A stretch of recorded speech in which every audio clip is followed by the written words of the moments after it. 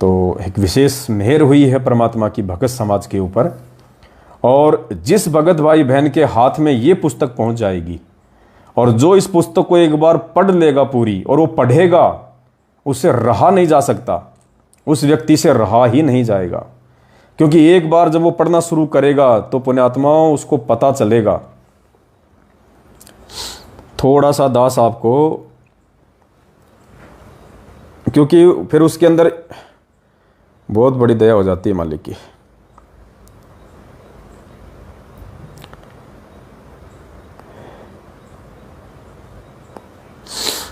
और साथ में जो सेवा के लिए जो पुस्तक है कल की आ चुका है, वो पुस्तक भी साथ ही छप रही है। तो दोनों पुस्तकें परमात्मा की दया से भगत समाज के पास में पहुंच जाएगी। और पुण्यात्मा दास एक बार जो जो शंकाएं हैं आप ध्यान से सुनना, इन शंकाओं से बाहर जहां तक दास की बुद्धि काम करती है किसी भाई बहन की शंका हो ही नहीं सकती, कोई शंका नहीं हो सकती। और अगर है तो फिर वो फालतू की शंका है, फिर वो फालतू की शंका है। फिर उस शंका का समाधान उसको गुरुजी का सत्संग ही सुनते रहना चाहिए। और जब कभी उसकी बुद्धि विकसित होगी, कभी उसके भक्ति संस्कार मजबूत होंगे, तो ही वो चीज़ें उसके समझ में आएंगी। तो इतनी इंपॉर्टेंट पुस्तक ये बनवाई है परमपिता परमेश्वर सदगुरु रामपाल जी भगवान ने। और इस पुस्तक के लिए दास आपको बताना चाहेगा कि सतलोक आश्रम मैनेजमेंट हरियाणा से भी हमारे पास में इतनी व्हाट्सएप आ रही हैं, इतनी व्हाट्सएप पे मैसेज आते हैं, भगत जी पुस्तक कब छप रही है, अपना एड्रेस लिख लिख के भेज रहे हैं। दास कह रहा भी रुको, थोड़ा सा इंतजार करो, पुस्तक छपने के बाद में दास एक मोबाइल नंबर देगा, उसी नंबर पे आपने अपना पूरा एड्रेस कैसे डालना है, क्या क्या लिखना है, क्या करना है, फिर दास बताएगा। और डाक से या कोरियर से ये पुस्तक किन किन व्यक्तियों को भेजी जाएगी और किन किन व्यक्तियों को नहीं भेजी जाएगी वो भी बताया जाएगा। सभी को डाक से नहीं भेजी जाएगी ये। तो एक बार दास उन 157 शंकाओं का जिक्र कर रहा है। और मेरे जो नए भगत भाई बहन हैं जो हमारे लाइव से भी जुड़ते हैं, अब तो परमात्मा की दया हो रही है, 400-500 भगत भाई बहन तो लाइव ही जुड़ जाते हैं नॉर्मली। ये लाइव जब हम आए थे तो मुश्किल से 30-40 लोग जुड़ा करते थे, अब परमात्मा ने 500-600 भक्तों तक को तो सेट कर दिया है, लाइव जुड़ते हैं।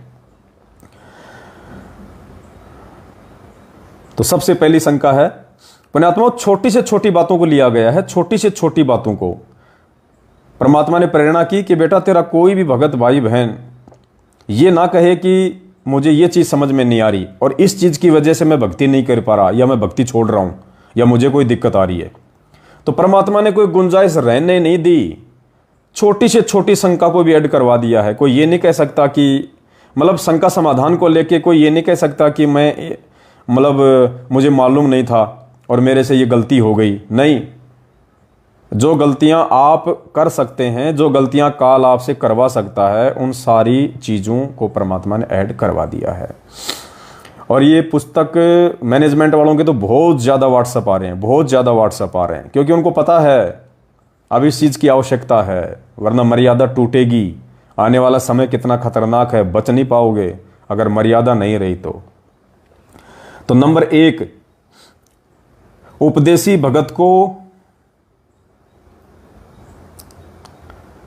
तीनों समय की आरती कब व कैसे करनी है।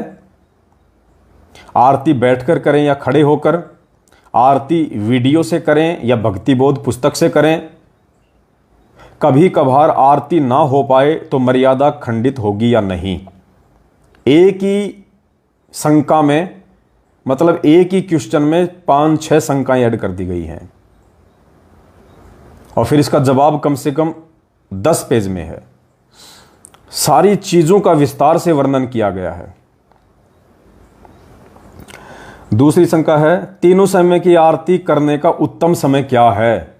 नंबर 3, यदि किसी दिन विशेष कारणवश आरती व मंत्र नहीं कर पाए तो मर्यादा खंडित होती है या नहीं। नंबर 4, यदि किसी दिन मंत्र जाप नहीं कर पाते हैं तो मर्यादा खंडित होती है या नहीं। नंबर 5, क्या आरती की तरह मंत्र जाप करने का भी कोई समय निर्धारित किया हुआ है। नंबर 6, सुबह उठने के बाद सबसे पहले आरती करनी चाहिए या मंत्र जाप करना चाहिए। नंबर 7, प्रथम मंत्र की पूरी माला एक बार में ही करना जरूरी है या अलग अलग समय में कर सकते हैं। 8, प्रथम मंत्र जाप करने की विधि क्या है? नंबर 9, सूरत, निरत और मन क्या है तथा उसके साथ कैसे जाप किया जाता है? नंबर 10, क्या आरती या मंत्र करने के लिए नहाना आवश्यक है?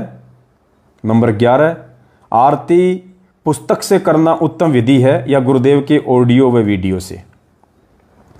नंबर 12, यदि भक्तिबोध पुस्तक के साथ ही तीनों समय की आरती करना है तो फिर गुरुदेव ने आरती का वीडियो किस लिए बनाया होगा? नंबर 13, आजकल मोबाइल में आरती की पीडीएफ पुस्तक उपलब्ध हो जाती है, क्या मोबाइल के माध्यम से भक्तिबोध पुस्तक को पढ़कर आरती की जा सकती है? नंबर 14, बोलकर आरती करना जरूरी है या मन ही मन में भी आरती कर सकते हैं? नंबर 15, प्रथम मंत्र का जाप 108 बार ही करना है या ज़्यादा भी कर सकते हैं? नंबर 16, भगत के घर में चरणामृत व प्रसाद खत्म हो जाए और हाथ में बांधे जाने वाला रक्षा सूत्र गंदा हो जाए, टूट जाए तो क्या करें? नंबर 17, चरणामृत पीने की वास्तविक विधि क्या है? नंबर 18, चरणामृत क्यों पिया जाता है? नंबर 19, प्रसाद ग्रहण करने का उत्तम तरीका क्या है? जो प्रसाद हमें नाम दीक्षा के समय जो दिया जाता है तो उस प्रसाद को ग्रहण करने का सही तरीका क्या है? 20, क्या भगत अपने छोटे बच्चों को प्रसाद और चरणामृत पिला सकते हैं? नंबर 21, क्या उपदेशी माता पिता के छोटे छोटे अनुपदेशी बच्चे मंत्र जाप कर सकते हैं? नंबर 22, यदि रक्षा सूत्र, चरणामृत और प्रसाद समाप्त हो जाए तो क्या करें, कहां से लाएं?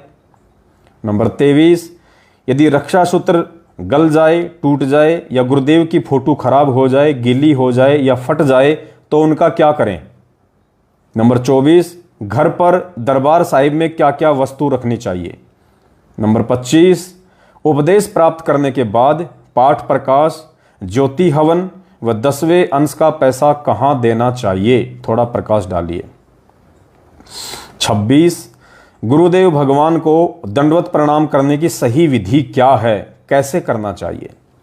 27, शरीर के अष्ट अंग कौन कौन से हैं दंडवत प्रणाम करते समय जिन्हें जमीन से स्पर्श करना पड़ता है? 28, क्या दंडवत प्रणाम जमीन पर ही लेटकर करना अनिवार्य है? 29, क्या दोपहर में असुर निकंदन रमेणी के समय दीपक जलाकर आरती करना जरूरी है? 30, क्या नाम उपदेश लेने के बाद घर पर अखंड ज्योति जला सकते हैं? 31, घर पर ज्योति जलने के बाद जो छोटी छोटी रुई की बत्तियां बच जाती हैं उनका क्या करें? 32, नाम खंड के विषय में शंका का समाधान करें। 33, 5 यज्ञ क्या हैं, कैसे और कहां करनी होती हैं? 34, हाथ में रक्षा सूत्र व गले में लॉकेट डालना जरूरी है या नहीं? 35, कुछ दिनों के लिए मजबूरीवश या काम धंधे के चलते घर से बाहर जाना पड़ जाए और ज्योति नहीं जला पाते हैं तो क्या उसमें दोष लगता है? 36, घर में एक ही कमरा है, वहीं पर परमात्मा का दरबार लगा है, उस कमरे में पति पत्नी कर्म करने से मर्यादा खंड होती है या नहीं? 37, उपदेशी भगत पूजा पाठ में धूप या अगरबत्ती का उपयोग कर सकते हैं या नहीं? 38, घर में शादी विवाह या अन्य कोई भक्ति नियमों के विरुद्ध कार्यक्रम होने पर यदि परिवार वाले भगत से सलाह मांगते हैं तो क्या करें? 39, गुरुदेव की अनुपस्थिति अर्थात गैर हाजिरी में उनके दर्शनों के लिए आश्रमों में या तीर्थ धाम पर जाना चाहिए या नहीं? 40, मेरा पति अनुपदेशी है तथा वह नौकरी करता है, दान धर्म के लिए पैसा नहीं देता है, मैं 10वें अंश या सेवा के लिए पैसे कैसे निकालूं, कोई समाधान बताइए। 41, घर में पत्नी या माता पिता के साथ थोड़ा बहुत मन मुटाव या झगड़ा होने पर मन करता है कि घर त्याग कर कहीं और चले जाएं, ऐसी स्थिति में क्या निर्णय लें? 42, क्या हर बार भोजन या नाश्ता करते समय अन्न देव की आरती करना जरूरी है? 43, क्या अन्नदेव की आरती बोलकर करना जरूरी है? 44, भोजन करने से पहले अन्नदेव की छोटी आरती कैसे करें? 45, भोजन करने के बाद अन्नदेव की बड़ी आरती कैसे करें? 46, दिन में 5 बार भोजन या नाश्ता करते हैं तो क्या हर बार अन्नदेव की दोनों आरती करना जरूरी है? 47, मैं अनपढ़ हूं तो अन्नदेव की आरती कैसे करूं? 48, यदि परिवार में सभी सदस्य उपदेशी हैं तो प्रथम मंत्र का जाप एक साथ बैठकर और बोलकर कर सकते हैं या नहीं? 49, घर में छोटा बच्चा है और अनुपदेशी है, क्या उसके सामने प्रथम मंत्र का बोलकर जाप कर सकते हैं?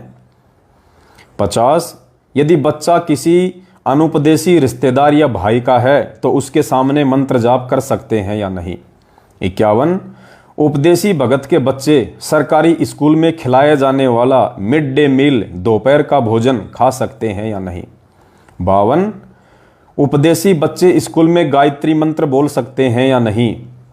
53, उपदेशी भगत किसी दूसरे अनुपदेशी व्यक्ति का जूठा खाना या उसके साथ भोजन कर सकता है या नहीं? 54, क्या किसी अनुपदेशी व्यक्ति के कपड़ों का प्रयोग कर सकते हैं? 55, मेरा बच्चा छोटा है, मेरे साथ खाना खाने की जिद करता है, उसके साथ खाना खाने से मर्यादा खंड होगी या नहीं? 56, उपदेशी भगत मीठी सुपारी व मीठा पान खा सकते हैं या नहीं? 57, क्या भगत कमीशन से संबंधित काम कर सकता है? भगत को कमीशन लेना चाहिए या नहीं? 58, जायज कमीशन या कमाई कौन सी है? 59, किसी भगत या जगत वाले भाई बहनों से पैसे का उधार लेन देन कर सकते हैं या नहीं? 60, यदि भगत ने अपने किसी भगत भाई से या जगत वाले भाई से पैसा उधार लिया लेकिन उधार चुकाने से पहले ही मौत हो जाती है तो क्या भगत के ऊपर भार चढ़ेगा? 61, क्या अनाज वस्त्र आदि देकर भी उधार मदद की जा सकती है? 62, सरकार द्वारा मुफ्त में दिया जाने वाला राशन गेहूं, चावल, दाल, शक्कर, तेल, आटा ले सकते हैं या नहीं? भगत पेंशन ले सकता है या नहीं? 63, यदि मुफ्त का सरकारी राशन नहीं लेना है तो भगत को सरकार की तरफ से दी जाने वाली पेंशन भी लेनी चाहिए या नहीं? 64, बीमारी की हालत में उपदेशी भगत आयुर्वेदिक, एलोपैथिक या होम्योपैथिक दवा ले सकते हैं या नहीं? 65, उपदेश लेने के बाद घर में अपने पूर्वजों की, देवी देवताओं या साधु संतों की फोटो दीवारों पर लगा सकते हैं या नहीं? 66, परिवार में शादी या अन्य किसी शास्त्र विरुद्ध कार्यक्रम में मदद या सहयोग कर सकते हैं या नहीं? 67, यदि भगत अकेला उपदेशी है और घर में अन्य आन उपासकों द्वारा कोई धार्मिक अनुष्ठान करवाया जाता है तो क्या क्या सावधानी बरतें? 68, यदि शास्त्र विरुद्ध धार्मिक अनुष्ठान घर में ही हो रहा है तो किन किन विशेष बातों का ध्यान रखें? 69, जरूरत पड़ने पर 10वें अंश ज्योति व पाठ के नाम से निकाले गए रुपयों को अन्य काम में ले सकते हैं या नहीं? 70, रिश्तेदारी में, परिवार में या पड़ोस में लड़की या लड़के की शादी में पैसे, कपड़ा, साड़ी, सूट या गिफ्ट आदि वस्तुएं दे सकते हैं या नहीं? 71, अनजाने में या मजबूरी में यदि कोई मर्यादा खंड हो जाती है तो क्या करें? 72, उपदेशी माता बहन अपने अनुपदेशी पति या परिवार के अत्यधिक दबाव के चलते या मजबूरीवश अन्य देवी देवताओं की पूजा पाठ में सहयोग दे सकती है या नहीं? 73, नाम उपदेश लेने के बाद शादी समारोह, जन्मदिन, विदाई समारोह, धार्मिक अनुष्ठान या अन्य किसी अवसर पर गिफ्ट उपहार का लेन देन, अपना सम्मान करवाना या दूसरे का सम्मान करना फूल माला देकर कर सकते हैं या नहीं? 74, शादी के उपरांत घर पर आई बहन, बेटी या भुआ को जाते समय कपड़े, पैसे आदि दे सकते हैं या नहीं?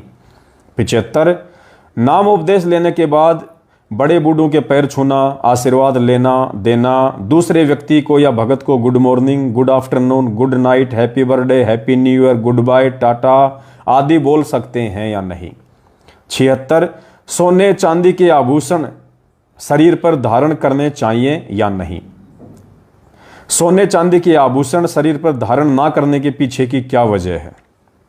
77 मैं परिवार में अकेली उपदेशी हूं। मैं सोना पहनना छोड़ सकती हूं, लेकिन मेरी मजबूरी है कि घर वालों के विरोध के चलते सोना बेच नहीं सकती। ऐसा करने से गुरुजी के आदेश की अवहेलना होगी या नहीं? 78 उपदेशी माता बहनें टिक्की, बिंदी, मांग, नेल पॉलिश, लाल होठ करना आदि हार श्रृंगार कर सकती हैं या नहीं? 79 हम अपने पड़ोसी या रिश्तेदार के घर शादी विवाह के समारोह में जा सकते हैं या नहीं? किसी मजबूरीवश जाना भी पड़ जाए तो क्या क्या सावधानी बरतें? 80 यदि शादी विवाह में मजबूरीवश जाना भी पड़ जाए तो क्या क्या सावधानी रखें? 81 बच्चों की शादी अर्थात रमेणी कैसे करें व किन किन बातों व मर्यादाओं का ध्यान रखें? यदि बच्चों ने पहले से ही एक दूसरे को पसंद कर रखा है तो माता पिता को क्या करना चाहिए? 82 मैं उपदेशी हूं तथा माता पिता अनुपदेशी हैं। उनकी जानकारी के बिना एक लड़की को पसंद कर रखा है, हम दोनों शादी करना चाहते हैं, क्या करें? 83 मैं उपदेशी हूं तथा माता पिता अनुपदेशी हैं, लेकिन माता पिता अपनी पसंद की लड़की से मेरी शादी करना चाहते हैं, ऐसी स्थिति में क्या करें? 84 मैं उपदेशी हूं, दोनों पक्ष यानी माता पिता और लड़की वाले माता पिता, उसको कहते हैं दोनों पक्ष। मैं उपदेशी हूं, दोनों पक्ष रमेणी व मेरी मर्यादाओं के अंतर्गत शादी करने को भी तैयार हैं, लेकिन लड़की अनुपदेशी हैं। क्या अनुपदेशी लड़की से शादी करना उचित होगा? 85 भक्ति मार्ग में कोर्ट मैरिज करना उचित है या अनुचित? 86 रमेणी में क्या क्या सावधानी रखनी है? 87 यदि कोई भगत सेल्स एंड मार्केटिंग या अन्य कोई ऐसी नौकरी करता है तथा उस नौकरी में उसे झूठ बोलना पड़ता है तो क्या करें? 88 यदि पालतू पशु को चीचड़ पड़ जाएं या शरीर के किसी हिस्से में कीड़े पड़ जाएं तो क्या करें? 89 उपदेशी भगत को जींस या छोटे छोटे तड़क भड़क व फैशन वाले कपड़े पहनने चाहिए या नहीं? 90 घर में अगर चींटी या कॉकरोच आ जाए तो लक्ष्मण रेखा या अन्य कोई कीड़े मकोड़े मारने का स्प्रे या हिट का प्रयोग कर सकते हैं या नहीं? 91 क्या घर के बाथरूम में फिनाइल आदि डाल सकते हैं? उसमें भी तो जीव मरते हैं, ऐसी स्थिति में क्या करें? 92 उपदेशी भगत सिर में किसी भी प्रकार की मेहंदी, बालों में कलर या डाई कर सकता है या नहीं? 93 मैं उपदेशी हूं, मेरी बाल काटने की दुकान है, लोग बालों में डाई करवाते हैं, मुझे क्या करना चाहिए? 94 मेरी नाई की दुकान है, किसी की मौत हो जाने पर मुंडन के लिए बाल काटने जा सकता हूं या नहीं? 95 उपदेशी भगत के घर बच्चा उत्पन्न होने पर या ट्रेन में हिजड़े किन्नर पैसे मांगते हैं या किसी त्योहार पर लोग चंदा आदि मांगने आते हैं तो उन्हें पैसे दे सकते हैं या नहीं? 96 क्या सामाजिक कार्यों के लिए चंदा दे सकते हैं? 97 उपदेशी भगत ने किसी धर्म, जाति या समुदाय विशेष के धरना, रैलियों या अन्य तरीकों से समर्थन करना चाहिए या नहीं? 98 उपदेशी भगत का बैंक में एफडी या एलआईसी या बीमा आदि करवाना उचित है या नहीं? 99 उपदेशी भगत को शारीरिक योग व मानसिक योग मेडिटेशन करना चाहिए या नहीं? 100 नंबर क्या आध्यात्मिक मार्ग में शारीरिक योग व मानसिक मेडिटेशन भगत को नुकसान पहुंचाने वाले हैं? 101 उपदेशी भगत ने चमड़े से बनी वस्तु जैसे बेल्ट, पर्स, जूते, जैकेट, कोट आदि वस्तुओं का उपयोग करना चाहिए या नहीं? 102 यदि कोई भगत आर्मी, पुलिस या अन्य ऐसी नौकरी में कार्य करता है जहां चमड़े से बने बेल्ट, जूते का प्रयोग करना जरूरी है तो ऐसे में क्या करें? 103 उपदेशी भगत ने तीज, त्योहार, होली, दिवाली, रक्षाबंधन व अन्य त्योहार मनाने हैं या नहीं? 104 नाम उपदेशी भगत चुनाव के समय वोट डाल सकता है या नहीं? क्या राजनीतिक पद, सरपंच, पंच, पार्षद या विधायक आदि का चुनाव लड़ सकता है या नहीं? 105 उपदेशी भगत जिम में जाकर कसरत कर सकता है या नहीं? 106 उपदेशी भगत मोबाइल या टीवी में गाने, चुटकुले, मूवी वह अन्य कार्यक्रम सुन व देख सकता है या नहीं। 107 क्या ज्ञानवर्धक व अच्छी फिल्में, गाने या सीरियल देख सकते हैं या नहीं। 108 बच्चे कभी कभार या पीछे से मोबाइल पर गेम खेल लेते हैं, क्या ऐसे में माता पिता या बच्चों को दोष लगता है। 109 यदि बच्चे माता पिता के पीछे से मोबाइल लेकर वीडियो गेम या कार्टून देखते हैं तो क्या करें। 110 कुछ विद्यालयों में बच्चों को खेल कूद, स्पोर्ट्स एक्टिविटी या नाचना, डांस जैसी प्रतियोगिताओं में भाग लेने के लिए कहा जाता है, तो माता पिता ऐसे में बच्चों को क्या सलाह दें। 111 उपदेशी भगत यदि किसान है तो खेत में यूरिया खाद व कीटनाशक, पेस्टिसाइड या अन्य प्रकार की जहरीली दवाई का प्रयोग फसल या फल सब्जियां उगाने में कर सकते हैं या नहीं। अगर नहीं करना है तो फिर अच्छी फसल की पैदावार के लिए कोई समाधान बताएं। 112 यदि फसल में यूरिया खाद और जहरीले कीटनाशक का प्रयोग नहीं करना है तो अच्छी फसल के लिए क्या विधि अपनाएं, वही आ गया। 113 भोजन खाने के बाद थाली में हाथ धो सकते हैं या नहीं। 114 उपदेश लेने के बाद भगत को रक्तदान व देहदान करना चाहिए या नहीं। 115 क्या देहदान भी काल भगवान का एक षड्यंत्र है। 16 तो क्या भक्तों को बिल्कुल भी देहदान नहीं करना चाहिए। 17 मैं पहले से उपदेशी हूं, लेकिन बीच में लोक लाज और परिवार के दबाव में आकर या अन्य कोई मर्यादा तोड़कर भक्ति छोड़ दी थी, लेकिन अब मैं दोबारा से भक्ति शुरू करना चाहता हूं। ऐसी स्थिति में गुरुजी से वापस जुड़कर कैसे भक्ति शुरू करूं। 119 यदि उपदेशी भगत विदेश में या स्वदेश में किसी कंपनी में काम करता है और वहीं रहता है तथा मजबूरी वश उसे कंपनी की तरफ से उपलब्ध करवाया गया भोजन खाना पड़ता है, तो वहां भोजन खा सकता है या नहीं। होली दिवाली पर बोनस, प्रमोशन, कपड़े, पैसे या अन्य गिफ्ट जो कंपनी की तरफ से दी जाती है ले सकते हैं या नहीं। 120 उपदेश लेने के बाद भिखारी को खाना खिलाना, गाय को चारा डालना, कुत्तों को रोटी डालना, चींटियों को आटे डालना, पक्षियों को दाना डालना आदि कर सकते हैं या नहीं। 121 मैं उपदेशी भगत हूं, मेरी मेडिकल की दुकान है, भक्ति मार्ग के हिसाब से मुझे क्या सावधानी रखनी है। 122 यदि किसी उपदेशी माता बहन का घर में विरोध है और उसी कमरे में अन्य देवी देवताओं का भी दरबार लगा हुआ है, तो क्या माता बहनें उसी कमरे में गुरुदेव का भी दरबार लगा सकती हैं। 123 उपदेशी भगत अपने घर में कुत्ते, बिल्ली या अन्य कोई पक्षी पाल सकता है या नहीं। 124 क्या उपदेशी भगत मुर्गी पालन या सूअर पालन का काम कर सकता है। 125 क्या उपदेशी भगत घर पर कुत्ता, बिल्ली या अन्य जानवर रख सकता है। 126 उपदेश लेने से पहले मैंने कुत्ता पाल रखा था, अब उसका क्या करें।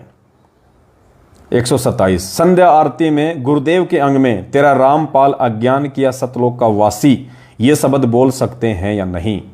अगर नहीं बोलना है तो क्यों। 128 यदि परिवार में सभी सदस्य उपदेशी हैं तो प्रथम मंत्र का जाप एक साथ बैठकर या बोलकर कर सकते हैं या नहीं। 129 घर में छोटा बच्चा है और अनुपदेशी है, क्या उसके सामने प्रथम मंत्र बोलकर जाप कर सकते हैं। 130 उपदेशी भगत लॉटरी खरीदने या बेचने का काम कर सकता है या नहीं। 132 भक्ति मार्ग में भक्तों को बड़े बड़े व स्टाइलिश बाल रखना व कटवाना सही है या गलत। 133 सिख समाज से यदि कोई व्यक्ति संत रामपाल जी भगवान के यथार्थ 13वें कबीर पंथ में आकर दीक्षा लेता है तो उसके बाद चेहरे पर लंबी लंबी दाढ़ी और सिर पर पगड़ी रख सकता है या नहीं। 134 क्या संत रामपाल जी महाराज से उपदेश प्राप्त करने के बाद देश विदेश में उनका कोई भी अनुयायी पगड़ी बांध सकता है या नहीं। 135 मैं उपदेशी भगत हूं और गांव में रहता हूं, मेरे गांव के काफी लोग खेतों में पानी देते समय व घरों में काम लेने के लिए बिजली की चोरी करते हैं, क्या ऐसा करना भक्ति मार्ग में जायज है या नाजायज। 136 मंदिर के पास मेरी किराने की दुकान है, मंदिर में आने जाने वाले श्रद्धालु मेरी दुकान से प्रसाद, अगरबत्ती, कपूर व धूपबत्ती आदि खरीद कर ले जाते हैं, क्या इसमें मुझे दोष लगता है। 137 मैं उपदेशी हूं और मजबूरीवश अपने पति या बेटों की गलत कमाई से अपना पेट भरना पड़ता है, तो ऐसे में क्या करें। 138, मेरा पति 2 नंबर के धंधे से पैसा कमाता है, क्या उस पैसे को मैं अपने घर पे रख सकती हूँ? 139, मंदिर के पास मेरे कपड़े की दुकान है, लोग दुर्गा माता जी के लिए कपड़ा लेकर जाते हैं, मुझे क्या करना चाहिए? 140, घर में किसी बुजुर्ग या बीमार व्यक्ति के सिर या हाथ पैर में दर्द होने पर मालिश कर सकते हैं या नहीं? 141, 17 फरवरी के दिन संत रामपाल जी भगवान का बोध दिवस मनाना चाहिए या नहीं? 142, उपदेशी भगत किसी की कोर्ट या पुलिस में गवाही दे सकता है या नहीं? 143, गुरुदेव भगवान के विषय में कोई अपशब्द या उल्टा सीधा बोले तो क्या करें? 144, उपदेशी भगत ने पहले की बाती अब वर्तमान में अपने गुरुदेव का बहुत बड़ा मंदिर या दरबार बनवाना चाहिए या नहीं? 145, यदि परिवार में कोई सदस्य भक्ति नहीं करता है तो उस पर दबाव देकर भक्ति करवा सकते हैं या नहीं? 146, क्या परिवार में एक उपदेशी व्यक्ति के दीपक जलाने से सभी का हवन यज्ञ हो जाता है या सभी को अपना हवन यज्ञ करना चाहिए? 147, क्या परिवार में एक व्यक्ति के द्वारा दान करने से सभी का दान माना जाएगा या नहीं? 148, कुछ भगत शादी समारोह में नहीं जाते हैं लेकिन शादी से जुड़े काम करने पड़ते हैं, जैसे पानी की सप्लाई, खाने की सप्लाई, टेंट का काम, हलवाई का काम, वेटर का काम, लाइट फिटिंग का काम, डेकोरेशन का काम कर सकते हैं या नहीं? 149, घर पर गुरुदेव भगवान को भोग कैसे लगाएं तथा किन किन बातों का ध्यान रखें? 150, छोटी भोग की आरती क्या है और कैसे करें? 151, क्या गुरुदेव भगवान को देसी घी के अलावा अन्य तेल या डालडा में बने भोजन का भोग लगा सकते हैं? क्या देसी घी के अलावा डालडा या किसी तेल में जोत जला सकते हैं? 152, यदि गुरुदेव को भोग नहीं लगाएंगे तो क्या हमारा मोक्ष नहीं हो पाएगा? 153, मेरा पति अनुपदेशी है, शराब बीड़ी गुटखा आदि का नशा भी करता है, मांस भी खाता है, मजबूरनवश ना चाहते हुए भी मुझे पति पत्नी कर्म करना पड़ता है। मुझे शंका है कहीं मेरी मर्यादा तो खंडित नहीं हो रही है, क्योंकि गुरुदेव भगवान ने सत्संग में बताया कि अनुपदेशी व्यक्ति का झूठा नहीं खाना चाहिए, जबकि पति पत्नी कर्म में भी तो गुरु वचन की उल्लंघना होती है। 154, माता बहनें माहवारी पीरियड्स के दिनों में नियमित भक्ति कर्म, आरती, सत्संग, सुमरण, दीपक जलाना आदि कर सकती है या नहीं? 155, उपदेश प्राप्त साधक के घर में किसी उपदेशी या अनुपदेशी की मृत्यु हो जाती है तो किन किन बातों का विशेष तौर पर ध्यान रखना आवश्यक है ताकि मर्यादा खंडित ना हो? पुण्यात्माओं, ये 155 शंकाएं परमपिता परमेश्वर जी के विशेष आशीर्वाद से इस पुस्तक में ऐड की गई है।